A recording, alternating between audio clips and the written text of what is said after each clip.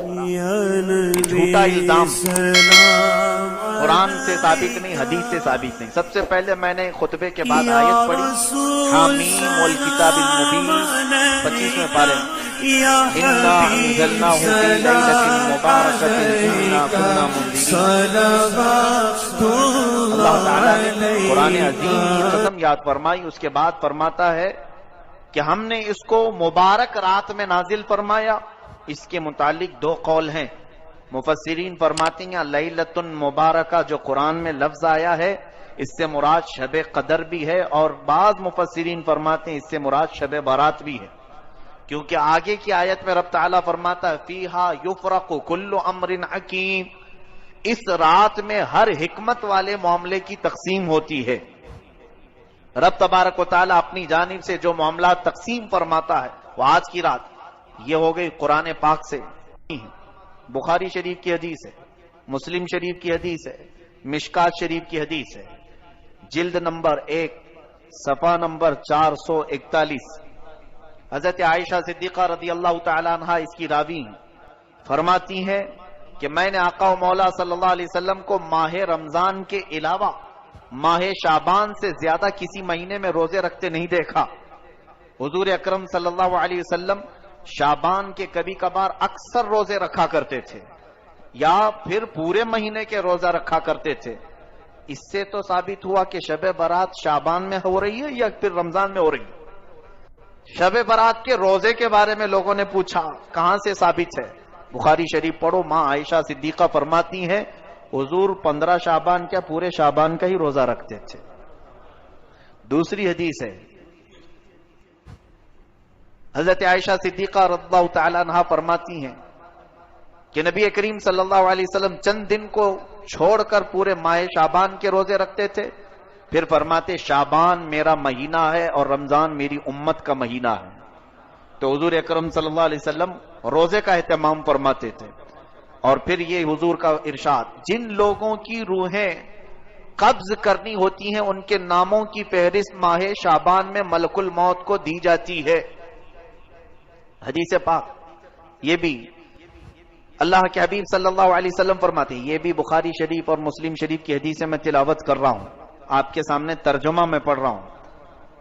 اس لیے مجھے یہ بات پسند ہے کہ میرا نام اس وقت فہرست میں لکھا جائے جبکہ میں روزے کی حالت میں ہوں۔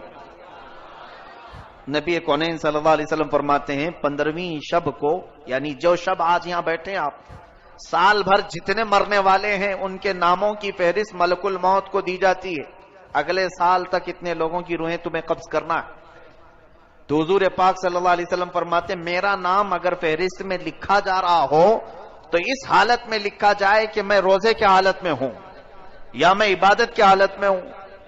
پھر حضور اکرم صلی اللہ علیہ وسلم فرماتے ہیں 15ویں شعبان کی رات کو مرنے والوں کے ناموں کی فہرست تیار کی جاتی ہے۔ حضور صلی اللہ علیہ وسلم کے ارشاد سے معلوم ہوتا ہے اگرچہ رات کے وقت روزہ نہیں ہوتا اس کے باوجود روزہ دار لکھے جانے کا ثواب تو ضرور دیا جائے گا۔ اب شب برات کے متعلق حضرت عطا بن یسار رضی اللہ تعالی عنہ فرماتے ہیں لیلۃ القدر کے بعد شعبان کی 15ویں شب سے افضل کوئی رات نہیں۔ یہ تابعی ہیں، کتاب کا نام ہے لطائف المعارف صفحہ 145۔ اس کے بعد حضور اکرم صلی اللہ تعالی علیہ وسلم کی طرف سے جو یہ رات جاگنے کے متعلق، عبادت کے متعلق، اب سنیے کچھ اور دلیلیں۔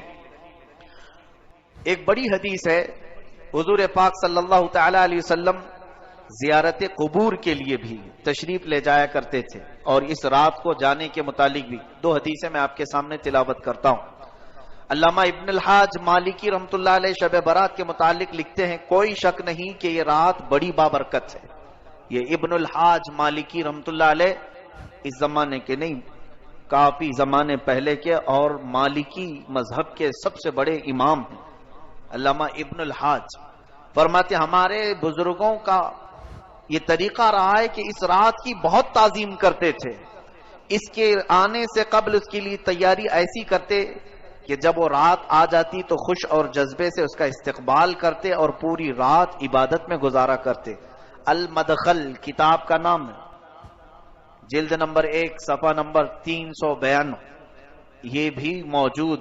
شیخ عبدالحق محدث دہلوی رحمۃ اللہ علیہ فرماتے ہیں جو شخص شعبان کی 15ویں رات میں شب بیداری کرے تو یہ فعل احادیث کی مطابقت میں بالکل مستحب ہے۔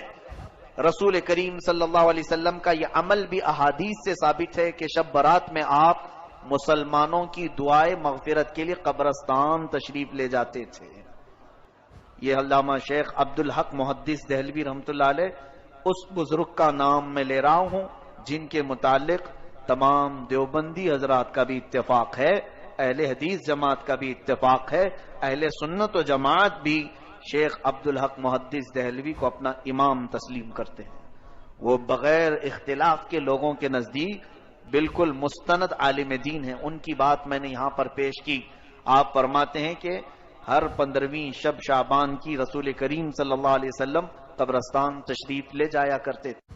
غنیت الطالبین صفحہ نمبر 250 حضرت حسن بصری رضی اللہ تعالیٰ عنہ کا ایک واقعہ نقل کرتے ہوئے فرماتے ہیں جب آپ شب برات میں گھر سے باہر تشریف لائے تو آپ کا چہرہ یوں دکھائی دیتا تھا جس طرح کسی کو قبر میں دفن کرنے کے بعد باہر نکالا گیا ہو۔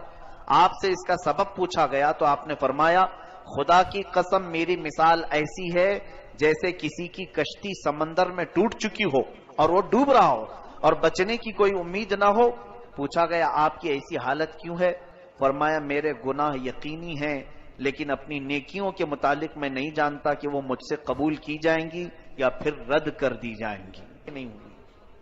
گناہ تو پکا معلوم ہے کہ گناہ ہے، نیکی تو میں نے کر لیا، قبول ہوئی کہ نہیں یہ معلوم نہیں۔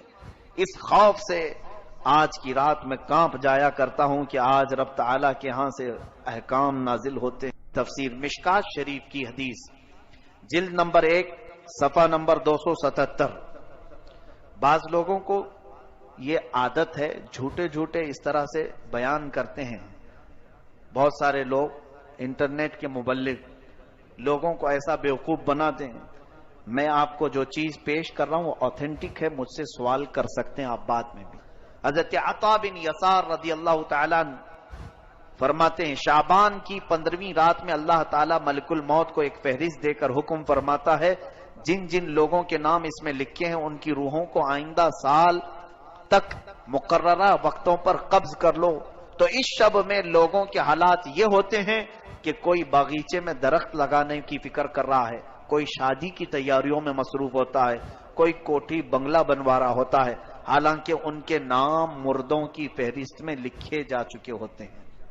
یہ حدیث کا ترجمہ میں نے پڑھا ہے حدیث۔ اس کے بعد مصنف عبد الرزاق یہ بھی کتاب حدیث کی ہے، جلد نمبر 4 صفحہ نمبر 317 یہ حدیث کی کتاب ہے۔ فرماتے ہیں حضرت اس کے بعد اور ایک کتاب الجامع لاحکام القرآن شعب الایمان للبیہقی، امام بیہقی رحمۃ اللہ تعالی علیہ کی کتاب، حدیث کی بہت مشہور و معروف کتاب، تقریباً 12 جلدوں پر ایک کتاب ہے۔ شاید یہاں بہت سارے لوگ دیکھے بھی نہیں ہوں گے اس کتاب کو، بڑی کتاب ہے امام بیہقی کی شعب الایمان۔ اس میں فرماتے ہیں حضرت عثمان بن محمد رضی اللہ عنہ سے مروی ہے سرکار مدینہ صلی اللہ علیہ وسلم نے فرمایا ایک شعبان سے دوسرے شعبان تک لوگوں کی زندگی منقطع کرنے کا وقت اس رات میں لکھا جاتا ہے، یہاں تک کہ انسان شادی بیاہ کرتا ہے اور اس کے بچے پیدا ہوتے ہیں حالانکہ اس کا نام مردوں کی فہرست میں لکھا جا چکا ہوتا ہے۔ یہ مغفرت کی رات ہے۔ شب برات کی خصوصیت کے متعلق حضرت عائشہ صدیقہ رضی اللہ تعالی عنہ سے ایک روایت فرماتی ہیں 15ویں شب شعبان کی میں رات کو بیدار ہوئی تو دیکھا حضور صلی اللہ علیہ وسلم نہیں تھے میرے حجرے میں، میں ڈھونڈتی ہوئی باہر نکل آئی تو دیکھا کہ حضور پاک صلی اللہ علیہ وسلم جنت البقیع میں ہے، قبرستان، تو جنت البقیع قبرستان سے باہر نکل رہے تھے تو حضرت عائشہ ڈھونڈتی ہوئی وہاں تک پہنچی رسول کریم صلی اللہ تعالی علیہ وسلم سے۔ آپ نے پوچھا کہ آقا و مولا اس وقت آپ کا یہاں آنا؟ حضور کرم صلی اللہ علیہ وسلم نے حضرت عائشہ سے کہا تم اتنی گھبراتی کیوں ہو؟ کیا تمہیں اس بات کا ڈر ہے کہ اللہ اور اس کے رسول تمہارے ساتھ کوئی خلاف فیصلہ کریں گے؟ تو حضرت عائشہ صدیقہ فرماتی نہیں، میں یہ دیکھنے آئی تھی کہ کہیں آپ دوسری اہلیہ محترمہ کے پاس آرام فرما ہوں گے۔ حضور اکرم صلی اللہ علیہ وسلم فرماتے ہیں، سنیے جو حدیث کا اصل بیان کرنا ہے مجھے، فرماتے ہیں بے شک اللہ تعالی شعبان کی 15ویں شب، یہ الفاظ پر توجہ دیں، یہ حدیث پورے بیان کا خلاصہ ہے، لب لباب مغز یہی ہے۔ حضور اکرم صلی اللہ علیہ وسلم فرماتے ہیں بے شک اللہ تعالی شعبان کی 15ویں شب آسمان دنیا پر نزول فرماتا ہے۔ کئی آسمان ہیں، 7 آسمان ہیں، دنیا کا جو آسمان ہے وہ پہلا آسمان ہے۔ حدیث پاک میں آسمان دنیا یعنی دنیا کا یہ جو پہلا آسمان ہے اس پر نزول فرماتا ہے، اور قبیلہ بنو کلب کی بکریوں کے بالوں سے زیادہ لوگوں کی مغفرت فرماتا ہے۔ یہ کیا ہے قبیلہ بنو کلب؟ عرب میں ایک خاندان رہا کرتا تھا جس قبیلے کا نام، خاندان کا نام بنو کلب، وہ بکریاں پالتے تھے اور ان کی بکریوں کے بڑے بال ہوتے تھے، یعنی گھنے بال ہوتے تھے۔ حدیث پاک میں ان بکریوں والوں کا ذکر ہے کہ ان بکریوں کے جسموں پر جتنے بال ہوتے ہیں اتنی تعداد میں آج کی رات اللہ تعالیٰ لوگوں کو جہنم سے آزاد فرماتا ہے۔ اب یہ حدیث کہاں کہاں ہے یہ سن کر کے ان تک پہنچا دیں تو خالص بات ختم ہو جائے گی۔ ترمذی شریف سیاہ ستہ کی حدیث ہے، سیاہ ستہ جو مشہور کتابیں ہیں 6 جس کو سارے لوگ تسلیم کرتے ہیں، بخاری شریف، مسلم شریف، ترمذی شریف، نسائی شریف، ابن ماجہ شریف، ابو داؤد شریف، یہ 6 کتابیں حدیث کی مشہور و معروف ہیں۔ اس میں سے کتاب سے میں حوالہ، ثبوت، پروف آپ کے سامنے پیش کر رہا ہوں۔ ترمذی شریف جلد نمبر 1 صفحہ نمبر 156، دوسری بھی سیاہ ستہ سے ہی پیش کر رہا ہوں، یہی حدیث سیم ٹو سیم حدیث حضرت عائشہ کی، ابن ماجہ صفحہ نمبر 100، تیسری کتاب سیم ٹو سیم یہی حدیث مسند امام احمد بن حنبل رضی اللہ عنہ، جن کو غیر مقلد اور اہل حدیث بہت مانتے ہیں، اہل حدیث حضرات بھی بہت مانتے ہیں، مسند امام احمد بن حنبل سے پیش کر رہا ہوں۔ وہ تقریباً 20 یا 25 جلدوں کی کتاب ہے۔ حضرت امام احمد بن حنبل نے یہی حدیث حضرت عائشہ کی اپنی کتاب میں حدیث کے طور پر لکھا ہے، اس کا حوالہ بھی یاد رکھیں، مسند احمد بن حنبل جلد نمبر 6 صفحہ نمبر 238۔ اس کے بعد پھر مشکات شریف سیم یہی حدیث جلد نمبر 1 صفحہ نمبر 277۔ اس کے بعد مصنف ابن ابی شیبہ، یہ بھی حدیث کی مشہور و معروف کتاب ہے، جلد نمبر 1 صفحہ نمبر 237۔ شعب الایمان امام بیہقی کی کتاب ہے، یہ بھی حدیث کی بڑی مشہور و معروف کتاب ہے، اس کی جلد نمبر 3 صفحہ نمبر 379۔ یہ میں نے تقریباً 6 کتابوں کی دلیل آپ کے سامنے پیش کی، ایک ہی حدیث اتنی کتابوں میں ہے۔ محدثین فرماتے ہیں، اتنے بڑے بڑے محدثین نے یہ حدیث لکھا ہے کہ یہ حدیث صحت کے درجے کو پہنچی ہوئی ہے، اس کا انکار کرنا گمراہی اور منکر ہونا، گمراہ ہونا اسلام سے باہر ہونے کے برابر ہو جاتا ہے۔